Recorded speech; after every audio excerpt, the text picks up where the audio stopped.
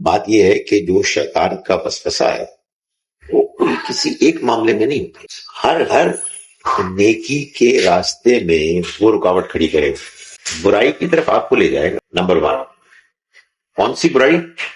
جس کی طرف آپ کی طبیعت میں زیادہ رغبت، وہ آپ کو بھی جانتا ہے، آپ کو بھی جانتا ہے، مجھے بھی جانتا ہے۔ قرآن نے کہا کہ وہ تم کو دیکھتا ہے وہاں سے، وہ تم کو دیکھتے ہیں وہاں سے جہاں سے تم ان کو نہیں دیکھتے۔ تو وہ دیکھے گا اس کے اندر کچھ دولت کی ہے، اس کے اندر کچھ حسد ہے، اس کے اندر کچھ اور چیز ہے، تو اس کو ایکسپلائٹ کرے۔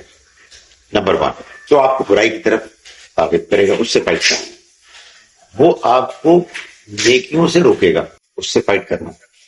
اور اگر آپ نیکی کرنا شروع کرتے ہیں تو اس نیکی میں کمی کرائے گا، اس سے بھی فائٹ کرنا ہے۔ تو آپ کے سوال کا جواب یہ ہے کہ آپ سورہ بقرہ میں ہیں اور عدیل سورہ مائدہ تک پہنچ گئے ہیں، تو آپ اپنے آپ کو پہلے یہ سمجھائیں کہ اگر عدیل نے مجھ سے زیادہ پروگریس کی ہے تو یہ اللہ کا فیصلہ ہے، اللہ کا فیصلہ غلط نہیں ہو سکتا۔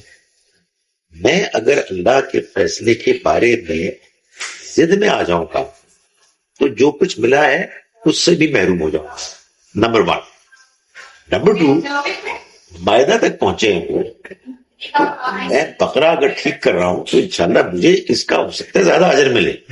میں ان کو کے اجر کی کمی کے لیے نہیں سوچوں گا، ان کے بارے میں ملے ان کو۔ آپ یقین جانیے کہ دوسرے کے لیے جو آپ کے مقابلے میں ہے، جو آگے بڑھ رہا ہے، دعا کرنا اور خیر سگالی کے جذبات رکھنا یہ آسان نہیں، یہ بہت مشکل ہے، لیکن یہ آپ کی اپنی اخلاقی، دینی، آپ کہیں روحانی ترقی کا ذریعہ ہے۔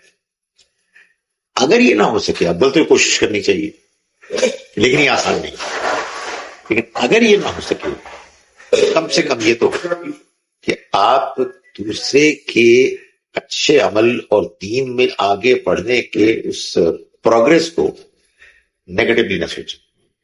آپ نے یار اچھا ٹھیک ہے، نو ورڈز، یہی تو وہ چیز ہے جس کو ہم نے فائٹ کرنا۔ جنت کو پانا ہے تو شیطان سے لڑنا ہے۔ شیطان سے لڑنا حج میں ہوگا کنکر مار کے، حج سے باہر نکل کے یہی ہوگا اندر۔ یہ خیالات ہیں جن کو فائٹ کرنا۔